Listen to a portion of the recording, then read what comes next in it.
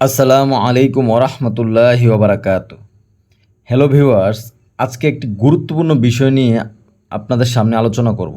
বিষয়টি হচ্ছে সন্তান সংক্রান্ত সুন্নতসমূহ, অর্থাৎ একজন বাচ্চা বা সন্তান যখন জন্মগ্রহণ করে তারপরে আমাদের কি কি সুন্নত পালন করতে হয় তা নিয়ে আমরা আজকে আলোচনা করব। এগুলো সকল সুন্নতসমূহের রেফারেন্স এখানে দেওয়া আছে।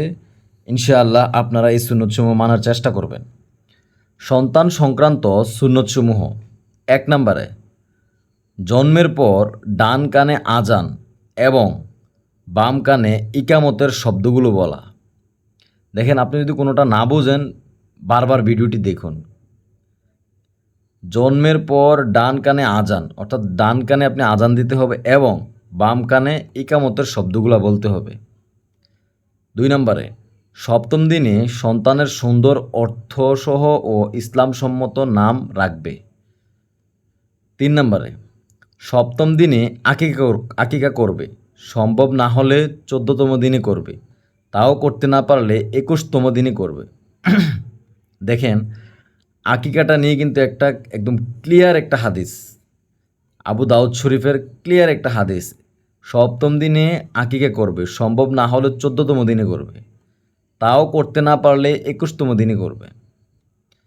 4 নম্বরে, সপ্তম দিনে সন্তানের চুল মুন্ডিয়ে চুলের ওজন পরিমাণ রূপা সৎকা করবে, অর্থাৎ সপ্তম দিনে সন্তানের চুল একদম ন্যাড়া করে ফেলবে, সকল চুল ফালাই দিবে এবং ওই চুলের ওজন পরিমাণ রূপা সৎকা করবে। 5 নম্বরে, মাথা মুন্ডানোর পর মাথায় জাফরান লাগানো, অর্থাৎ মাথা যখন ন্যাড়া করবেন তারপরে জাফরান লাগানো। দেখেন, এইটাও কিন্তু একটা সুন্নতের মধ্যে পড়ে। 6 নম্বরে, ছেলের আকিকায় 2টি এবং মেয়ের আকিকায় 1টি ছাগল জবেহ করবে, অর্থাৎ আপনার ছেলে সন্তানের বেলায় 2টা এবং মেয়ে সন্তানের বেলায় 1টি ছাগল জবাই দিতে হবে। 7 নম্বরে, আকিকার গোস্ত পাকিয়ে বা পাকানো ছাড়াও বন্টন করা যায়, মানে আপনি আকিকার যে মাংসটা ছাগলের ওইটা আপনি যদি চান রান্না করে অথবা রান্না না করেও কিন্তু বন্টন করতে পারবেন আপনি। 8 নম্বরে, আকিকার গোস্ত দাদা দাদি নানা নানি সবাই খেতে পারবে, মানে আমরা অনেকে একটা কথা প্রচলন আছে আমাদের মাঝখানে যে আকিকার মাংস সবাই খাইতে পারবে না, কিন্তু আসলে বিষয়টা এরকম না। আকিকার গোস্ত দাদা দাদি নানা নানি সবাই খেতে পারবে। 9 নম্বরে, কোনো বুজুর্গ দ্বারা তাহনিক করানো, অর্থাৎ বুজুর্গের মাধ্যমে খেজুর চিবিয়ে বা মধু আঙ্গুল দিয়ে বাচ্চার মুখে দেওয়া এবং দোয়া করানো, অর্থাৎ মুখে দেওয়া বলতে এইরকম না বিষয়টা যে একবারে জোর করে খাওয়াই দিবে, ওইরকম না বিষয়টা, জাস্ট একটু লাগানো মুখের মধ্যে।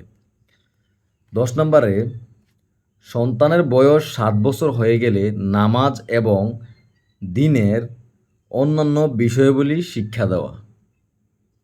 11 নম্বর, 10 বছর হয়ে গেলে নামাজের জন্য কঠোর হবে, এমনকি প্রয়োজনে শাস্তিও দেবে। বিশেষ দ্রষ্টব্য: আজকাল অতি আদর দিয়ে সন্তানের জীবন নষ্ট করা হচ্ছে এবং বলা হচ্ছে বড় হলে ঠিক হয়ে যাবে, কিন্তু মনে রাখা প্রয়োজন যে দুর্বল ভিত্তির উপর মজবুত বিনির্মাণ অসম্ভব। তাই শুরু থেকেই সন্তানকে ইসলামসম্মত করে গড়ে তুলতে হবে, নতুবা পরে পস্তাতে হবে। ঠিক তো, নামাজের হচ্ছে সন্তান সংক্রান্ত হচ্ছে এইসব সুন্নতগুলো। আল্লাহ তাআলা আমাদেরকে এইসব সুন্নতসমূহ পালন করার তৌফিক দান করুক, আমিন।